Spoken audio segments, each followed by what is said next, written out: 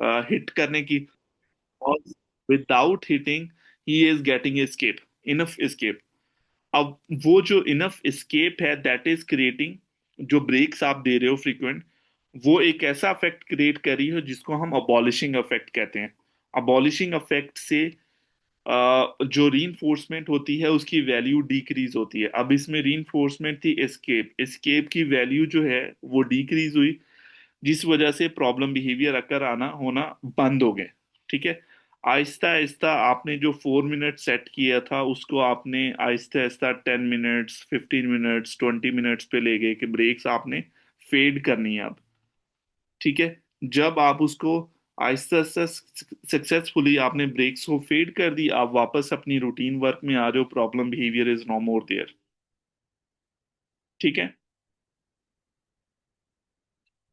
So this is how you actually use the abolishing effect to reduce or to avoid the problem behaviors.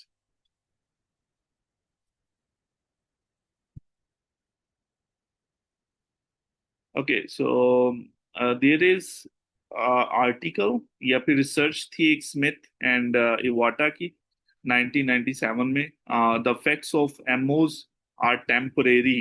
Yes, the effects of MOs are temporary because MO MO क्यों, motivation क्यों high होती है, किसी चीज की deprivation की वजह से। ठीक है। या फिर अबॉलिशिंग इफेक्ट क्यों अकर होता है, किसी चीज से सेटिस्फाई हो जाने की वजह से, लेकिन वो सेटिस्फेक्शन लंबे अरसे तक नहीं रहती। ठीक है। जब आपने खाना खा लिया तो अबॉलिशिंग इफेक्ट आ गया, लेकिन दोबारा आपको भूख लगेगी। जब भूख लगेगी तो बिहेवियर दोबारा फिर अकर होंगे। ठीक है।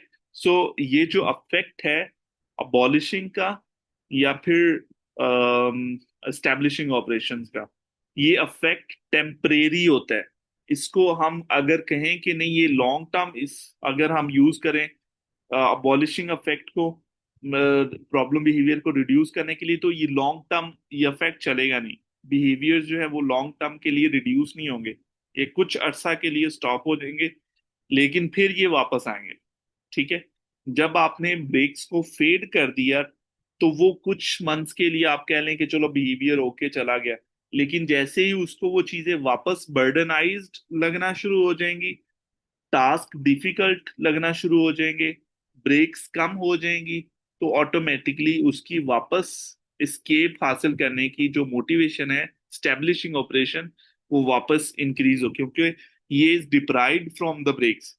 तो आपने फिर मेंटेन रखना होता है कि बीच बीच में आप उसको ब्रेक्स दो ताकि उसकी मोटिवेशन एस्केप के लिए वो इंक्रीज ना हो कभी भी। ठीक है। इस चीज का ख्याल रखना होता है। Okay, so there are multiple. Just a second, 1 minute wait कीजिएगा।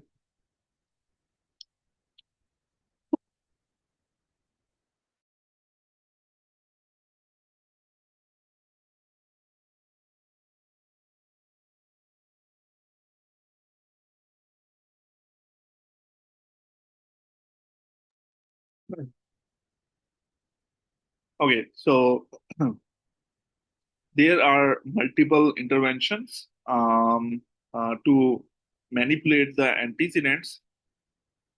The first one is called the NCR, non-contingent reinforcement strategies. Okay, so the second strategy in the antecedent-based intervention, the second strategy is called the high probability request sequence. So this one is the second strategy to decrease the behavior. The third strategy is called the functional communication training. What is the NCR?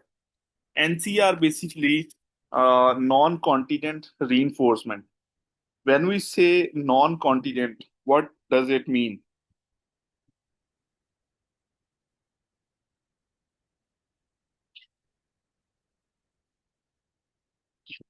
What does non-contingent reinforcement mean?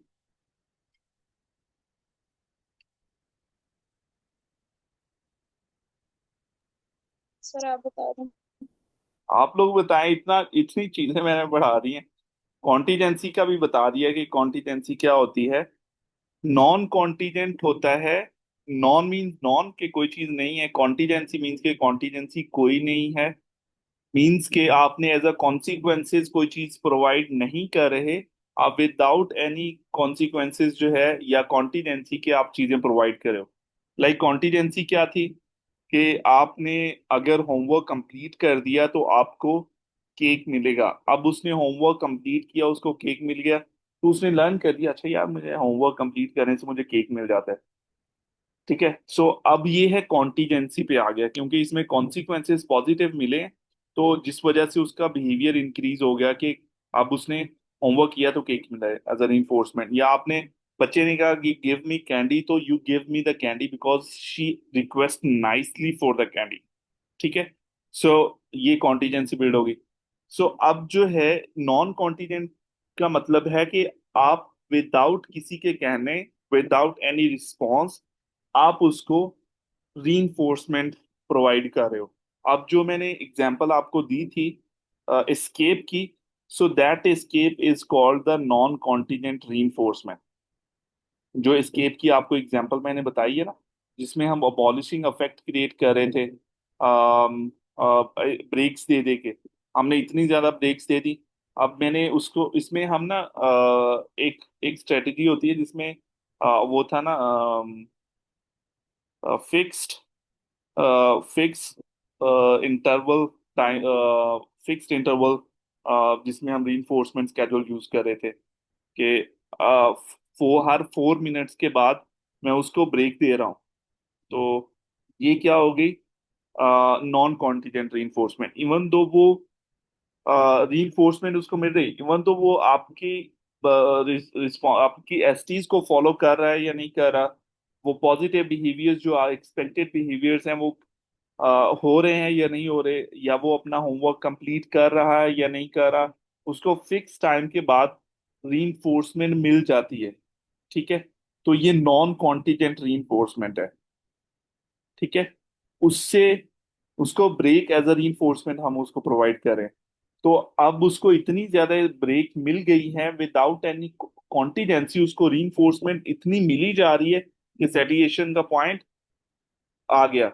अब satisfaction create होगी, अब उसको और reinforcement नहीं चाहिए, जिससे उसका problem behaviour reduce हो गया क्योंकि रीइंफोर्समेंट की जो वैल्यू थी वो डिक्रीज हो गई। अब ऑटोमेटिकली बिहेवियर भी डाउन हो गया। लेकिन एग्जैक्ट रीइंफोर्समेंट वो होनी चाहिए जो फंक्शन ऑफ बिहेवियर है, जिस चीज के लिए बिहेवियर अकर हो रहा है। ठीक है, इस चीज का ध्यान में रखना है कि जिस चीज के लिए बिहेवियर, वो हमें क्यूएबीएफ से पता चलता है फंक्शन क्या है। Function is also called the reinforcement. ठीक है, सो एनसीआर में रीइंफोर्समेंट वो होगी जो रीजन है बिहेवियर की, वो उस आपने रीजन आपने एक्स्ट्रा उसको प्रोवाइड कर दी। अब जैसे अटेंशन है, अटेंशन अगर अटेंशन मेंटेन बिहेवियर है उसमें हम एनसीआर कैसे अप्लाई करेंगे, कोई बता सकता है?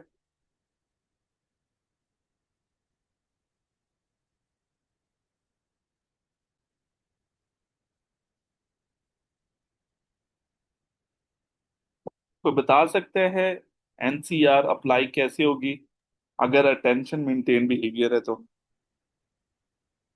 सर आप बहुत अच्छा समझा रहे हैं, बहुत डिटेल में समझा रहे हैं। प्रॉब्लम ये है कि ऑब्जर्व अब ज्यादा ना एब्जॉर्व नहीं हो रहा है, हम्म।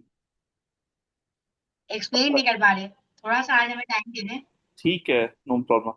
अच्छा, एनसीआर जो है तब अप्लाई होगी जब आप उसको जो है, तो अच्छा आप you are looking so nice, अच्छा आप तो आज अब फॉर एग्जांपल बच्चा आराम से बैठा हुआ, आपने कहा गुड जॉब आप तो बहुत अच्छे से बैठे हुए हो, वेरी नाइस। अब उसने ड्रेसिंग अच्छे से की है, वाह your dress is so nice, ठीक है आपने तो आज बहुत हैंडसम लग रहे हैं। अच्छा बच्चे ने जो है अच्छे से बैठ के खाना खा, वाह आप तो बहुत अच्छे से बैठ के खाना खा रहे हो, आज तो नीचे भी कोई चीज नहीं गिरी हुई, आपने स्पिल ऑफ खाना नहीं किया, वेरी गुड, आज तो टेबल भी साफ सुथरा है। उसने शूज पहने हुए अच्छे से, वाह नाइस आपने तो बहुत अच्छे से शूज पहने हुए हैं, गुड जॉब। सो आप हर छोटी से छोटी चीज के ऊपर आप उसको अटेंशन प्रोवाइड कर रहे हो। ठीक है, इवन दो हमने वो कॉन्टिजेंसी कोई डिफाइन भी नहीं की कि अगर आप एसटीज को फॉलो करेंगे तो आपको tension, without ST, without any instruction, without any antecedent, you are providing him extra attention. ठीक है, ऑटोमेटिकली जब उसको एक्स्ट्रा अटेंशन मिल रही है, सो क्या होगा कि अटेंशन की जो वैल्यू थी, जिस जो कि अटेंशन की वजह से बच्चा प्रॉब्लम बिहेवियर कर रहा था कि उसको अटेंशन मिलती है, अब उसको हर दूसरी चीज के ऊपर अटेंशन मिल रही है। हर गुड बिहेवियर, मतलब गुड है या नहीं है, न्यूट्रल बिहेवियर, नेचुरल बिहेवियर, तो उस पे भी उसको अटेंशन मिल रही, इतनी ज्यादा अटेंशन मिल रही है कि उसकी जो वैल्यू थी अटेंशन की, वो उस बच्चे के लिए कम हो गई, क्योंकि उसको ऑलरेडी इतनी अटेंशन मिल रही। तो वहां पे अबॉलिशिंग अफेक्ट आया, जिस वजह से प्रॉब्लम बिहेवियर अगर होना बंद हो गए। ठीक है, अब वो जिस चीज, जो प्रॉब्लम बिहेवियर करके अटेंशन लेता था, अब उसको अटेंशन वैसे ही हर एक चीज के ऊपर मिल रही है, उसको एप्रिसिएशन मिल रही है। अब जैसे ये हमने स्ट्रेटेजी अप्लाई की थी एक बच्चे के ऊपर, कि he use to hit other siblings, like अपनी सिस्टर को, अपने छोटे भाई को वो बहुत मारता था, हर टाइम चिड़चिड़ा सा रहता था, स्क्रीमिंग, वो घर में चीजें इधर उधर फेंकता था।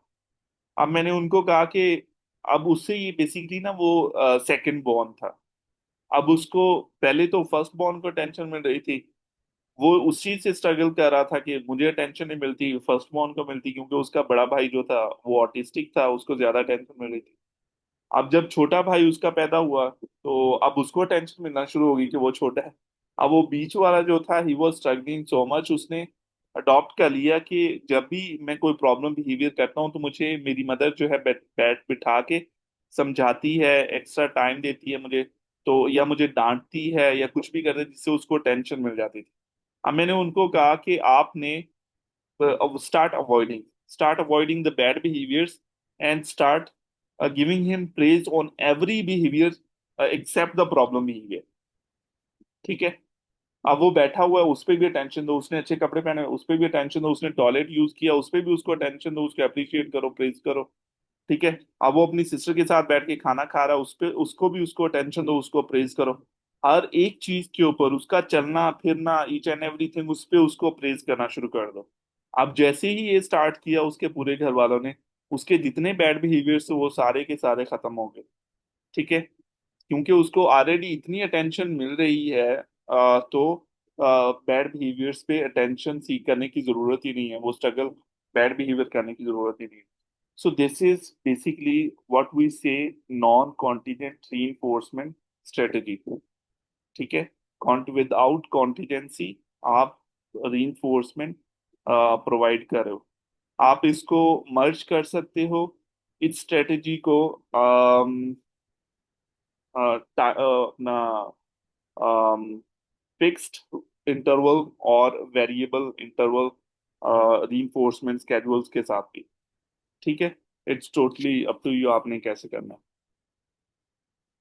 ठीक है, यहाँ पे एक ब्रेक लेते हैं, ब्रेक के बाद हम कंटिन्यू करेंगे हाई प्रोबेबिलिटी रिक्वेस्ट सीक्वेंस को इंशाल्लाह। Let's have a break for 15 minutes, after 15 minutes we will continue. It's 6:22, we will resume the class on 6:40।